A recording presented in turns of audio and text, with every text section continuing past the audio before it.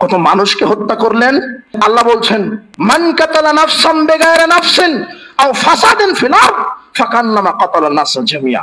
একজন মানুষকে যে ব্যক্তি অন্যায়ভাবে হত্যা করলো সে যেন সারা পৃথিবীর মানুষকেই হত্যা করলো। কত মানুষকে হত্যা করেছেন আপনি? রাসূল সাল্লাল্লাহু আলাইহি ওয়াসাল্লাম বলছেন লা আন্না আলাস সামাই ওয়া আলাল আরদি ইসতামাউ আলা কাতলা মুসলিমিন।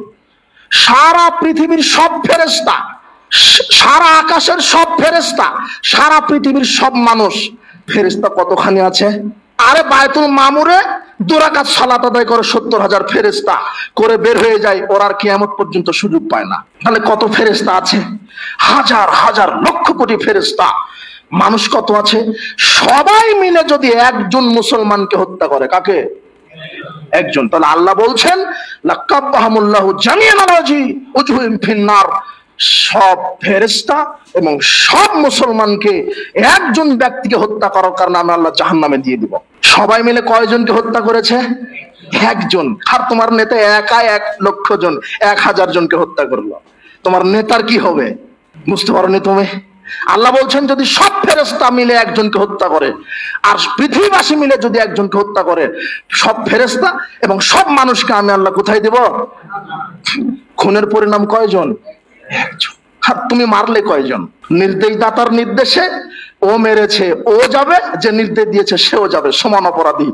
বাংলাদেশ সংবিধানে বিচার থাকতো তাহলে যে হত্যা করেছে তারও ফাঁসি হতো, যে নির্দেশ দিয়েছে তারও কি হতো? ফাঁসি হতো। ওটাই। জেনা করেছেন বিবাহের পরে, বেঁচে থাকার সুযোগ নাই। তোমার নেতা সারা বাংলাদেশে যে মূর্তিগুলি গড়েছে, সব মূর্তির পিছনে যত টাকা খরচ হয়েছে সেই টাকা একত্র করলে বাংলাদেশের প্রত্যেকটা জেলাতে এক একটা করে ইসলামী বিশ্ববিদ্যালয় হতো। এই কথা বলার বাক স্বাধীনতা এদেশের তরুণেরাই ফিরিয়ে এনেছে। ন্যায্য অধিকার কিভাবে আদায় করতে হয় এরাই শিখিয়েছে। তাই বলতে চাই, তবে আপনারা একটা বিষয়, পুলিশ, নিরাপত্তা বাহিনী এরা বড় পদস্থদের নির্দেশমালা মানতে গিয়ে এই অবিচার করেছে। আল্লাহ, আমরা দোয়া করি কখনোই উগ্রবাদী হতে চায় না, যে আল্লাহ এই পুলিশের মাধ্যমে যেভাবে দেশে হাজার তরুণের জীবন চলে গেছে বা বিভিন্ন অপশক্তির মাধ্যমে, আল্লাহ যেন পুলিশের মাধ্যমে আবার বাংলাদেশকে স্বর্ণের টুকরা পরিণত করে দেয়। দুষ্ট বড় ঊর্ধ্বতন কর্মকর্তাদের যাদের আদেশ পালন করেছে এরা মনে করেছে চাকরি যদি না থাকে তাহলে স্ত্রী পরিবার নিয়ে খাবো কি? এদের তো ইমানের আর গতি নাই। মাত্র 20,000 টাকার কাছে এরা ইমানকে বিক্রি করে দিয়েছে। বাংলাদেশের পুলিশ কয় হাজার টাকা বেতন পায় এরকম। তো আল্লাহ এদেরকে নিরাপত্তা দান করুন আর এদের মাধ্যমে বাংলাদেশকে নিরাপত্তা দান করুন। আজকে বাংলাদেশে যেভাবে লুটতরাজ হলো। আর আরেকটা কথা যুবকদেরকে বলছি, ছাত্র সমাজদেরকে বলছি, এই যে স্বাধীনতা কল্যাণের মুখ তোমরা দেখলে, চিরদিন যেন তোমাদের এই রক্ত দুর্নীতির বিরুদ্ধে কথা বলে, ঘুষের বিরুদ্ধে কথা বলে, অশালীনতার বিরুদ্ধে কথা বলে, তাহলেই এই দেশটা শান্তিতে থাকবে। আল্লাহর কাছে আমরা এই দোয়াটাই করি, আল্লাহ তুমি বাংলাদেশকে দুর্নীতি মুক্ত, ঘুষ মুক্ত, জেনা মুক্ত একটা প্ল্যাটফর্ম, সুন্দর শান্তিময় দেশে পরিণত করে দাও। আমরা এটা মনে করব না যে দুনিয়াবি কল্যাণ পেয়ে আমি সফল।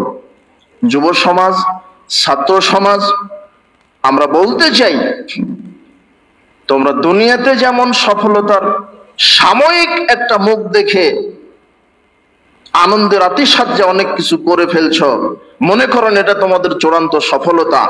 তোমাদের চূড়ান্ত সফলতা হবে সেদিনই যেদিন তোমরা জাহান্নামকে টপকিয়ে জান্নাতে আল্লাহ তোমাদেরকে প্রবেশ করাবেন। কাজেই আমরা যুব সমাজ, ছাত্র সমাজকে দাওয়াত আহ্বান জানাই সালাফিদের পক্ষ থেকে যে আমাদের আকীদা মানহাজটাও যেন আমরা শুদ্ধ করে দুনিয়াতেও কল্যাণকামী হই, পরকালেও যেন আমরা সাফল্যের মুখ দেখতে পারি। আল্লাহ আমাদের সবাইকে কবুল করুন। যুবকদের প্ল্যাটফর্মে আমাদের দাওয়াত, ছাত্র সমাজকে আমাদের দাওয়াত। যুবকদেরকে, ছাত্রদেরকে আমরা বলি যে তোমরা যে সংস্কার সে যুদ্ধের মাঠে ঝাঁপিয়ে পড়েছ, তোমরা দুর্নীতি মুক্ত বাংলাদেশ চাও, নিপীড়ন মুক্ত বাংলাদেশ চাও, এটা তোমাদের আকাঙ্ক্ষা নয়, বলছিলাম জুমার খুতবায়, সময় সংক্ষিপ্ত, মানুষকে অন্যায়ভাবে হত্যা করবেন না। মানুষের জমি জায়গা এক পরিমাণ 1 ছটাক যদি নেন, তাহলে ওরকম 7 তবক জমি কাঁধে বহন করতে হবে বিচারের মাঠে। জুলুম করে টিকা যায় না, কেউ টিকতে পারেনি, সাময়িক। ইন্নাল্লাহ লা ইউমলিল যালিম, আল্লাহ জালেমকে সময় দেন। ইদা আখাযাহু লাম ইফলিতুহু, যখন ধরেন তখন আর ছাড়েন না। তোমার নেতাকে ছাড়েনি, ফেরাউনকে ছাড়েনি, নমরুদকে ছাড়েনি, পৃথিবীর ইতিহাসে যারাই স্বৈরাচারী করেছে সময় দিয়েছে। ফেরাউনকে দিয়েছিল 400 বছর। কত বছর? 400 বছর কি এখানে নাকি? 400 বছর কি এখানে? 400 বছর পরে ফেরাউনকে ধরেছে, আল্লাহ তখন আর তাকে ছাড়ে। আপনি মনে করছেন ভালোই তো, ক্ষমতায় আছি, মানুষের জমি জায়গা লুট করছি, মানুষকে অত্যাচার করে, আমি ক্ষমতা আমার সব, কে আমাকে ধরবে? ওই যে আদবাসী বলেছিল মানাসাতামিন্না কুওয়া, আমাদের চাইতে শক্তিশালী আর কেউ নেই, আল্লাহর চাইতে আমরা শক্তিশালী। তখন আল্লাহ বলছেন মেঘ একটা বাড়ি দিয়ে দাও। আদ জাতিকে একটা বাড়ি দিল, একেবারে খেজুর গাছ যেভাবে পড়ে থাকে সারবিহীন, স্বভাবে পড়ে আছে। বলছিলাম জুলুম অত্যাচার করবেন না, মানুষকে দাবিয়ে রাখার চেষ্টা করবেন না, নত হয়ে থাকবেন, বিনয় হয়ে থাকবেন। ওই যে প্রথম হাদিস আজকে ইবারত করেছিলাম যে দুর্বল মাজলুমের পরিণাম জান্নাত আর জালেমের পরিণাম জাহান্নাম। উল্লেখিত বিষয় আমরা একটি সংক্ষিপ্ত সময়ে কিছু কথা বলার চেষ্টা করলাম। আল্লাহ তুমি আমাদেরকে মাজলুম, এই জালেমদের নিষ্পেষণ নির্যাতন থেকে বাঁচিয়ে রাখো, জালেমদেরকে হেদায়েত দাও, না হলে ধ্বংস করে দাও। আর মাজলুমের প্রতি তুমি তোমার খাস রহমত বরকত দুনিয়াতে রাখো এবং পরকালে তাদেরকে ক্ষমা করে জান্নাতুল ফেরদাউসের মেহমান হিসেবে কবুল করো। আমাদের এখান থেকে শিক্ষা অর্জন করতে হবে। আর সামাজিকভাবে নির্যাতন করা বন্ধ করে দেন। জুলুম কাউকে ছাড়ে না, পাপ কাউকে ছাড়ে না। আপনি আজকে জুলুম করছেন ক্ষমতায়, ক্ষমতা চিরদিন থাকবে না। আর আরেকটা কথা মনে রাখেন, আল্লাহ ক্ষমতা দেন মানুষকে ক্ষমতা ছিনিয়ে নেওয়ার জন্য। ক্ষমতা আপনাকে কেন দিয়েছেন আল্লাহ বলেন তো? এক সময় ছিনিয়ে নেবেন তাই। সম্পদ দিয়েছে পরীক্ষা করার জন্য, শক্তি দিয়েছে আমি আমার শক্তিটা কোন খাতে ব্যয় করি এটা দেখার জন্য। সব পরীক্ষা। দুনিয়াতে আল্লাহ পাঠিয়েছেন কেন? আমাদেরকে পরীক্ষা দেওয়ার জন্য। এর ফল প্রকাশ করবেন কোথায়? বিচারের মাঠে। দুনিয়াতে যা দিচ্ছেন সব কি? পরীক্ষা। কোটি টাকা আছে বলে আপনি জাহেলিয়াত চর্চা করছেন, গানের আড্ডায়, ঝিনার আড্ডায়, মদের আড্ডায়, জোয়ার আড্ডায়, এই 1 টাকারও হিসাব হবে। এই জন্য সামাজিকভাবে অত্যাচার বন্ধ করেন। ক্ষমতা আপনাকে দিয়েছে, শক্তি আপনাকে দিয়েছে, নেতৃত্ব আপনাকে দিয়েছে পরীক্ষা করার জন্য। কাজেই বলছি আপনি মানুষের উপরে জুলুম করা বন্ধ করেন। সর্বশেষ একটি হাদিস, আব্দুল্লাহ ইবনে ওমর রাদিয়াল্লাহু আনহু বলছেন যে সাইদা রাসূলুল্লাহ সাল্লাল্লাহু আলাইহি ওয়াসাল্লাম আল মিম্বার, রাসূল সাল্লাল্লাহু আলাইহি ওয়াসাল্লাম একদা এরকম একটা মেম্বারের উপরে দাঁড়িয়ে ফানাদা বিসাউতিন রাফিন, উচ্চ কণ্ঠে খুব জোরে বলছেন, ইয়া মাশারা, হে উপস্থিত জনগণ, মান আসলামা বিলিসানিহি, তোমরা যারা মুখে ইসলাম কবুল করেছো, ওয়ালাম ইউফজিল ঈমান ইলা কলবিহি, এখনো ঈমান অন্তরে পৌঁছেনি। হে মুসলিমরা, তোমরা যারা মুখে ইসলাম গ্রহণ করেছো, এখনো যাদের ঈমান অন্তরে পৌঁছেনি, তোমরা শোনো, লা তুজুল মুসলিমিন, মুসলিমদের উপরে অত্যাচার করো না। ওয়ালা তুআইরুহুম, তাদের ভৎসনা করো না। ওয়ালা তাত্তাবিউ আওরাতিহিম, তাদের দুষ্টুটি খুঁজো না, তাদের ভৎসনা করো না। রাসূল সাল্লাল্লাহু আলাইহি ওয়াসাল্লাম বলছেন যে তোমরা যারা মুখে ইসলাম গ্রহণ করেছো, এখন ঈমান অন্তরে পৌঁছেনি, শোনো, কোন মুসলিমের উপরে অত্যাচার করো না, তাদেরকে ভৎসনা করো না, তাদেরকে হেয় তুচ্ছ প্রতিপন্ন মনে করো না, তাদের দুষ্টুটি অন্বেষণ করো না। মান তাত্তাবা আওরাত আখিল মুসলিম, তোমাদের মধ্যে যে ব্যক্তি কোনো মুসলিমকে কষ্ট দিবে, কোন মুসলিমের দুষ্টুটি অন্বেষণ করবে, কাউকে বেইজ্জতি করবে, কারো মানহানি করবে, কারো সম্পদ নষ্ট করবে, কারো ইজ্জত নষ্ট করবে, আল্লাহ তার মানহানি করবেন। ওয়ালাউ ফি জাওফি রাহলিহি, যদিও সে বাহনের পেটের মধ্যে থাকে। আপনি যেখানেই থাকেন, আপনি যদি কোনো মানুষের উপর অত্যাচার করেন, প্রতিশোধ, জালেমের বিচার দুনিয়াতেও হয়, পরকালেও হবে। জালেমের বিচার কয়বার হবে? এই হাদিস তার প্রমাণ।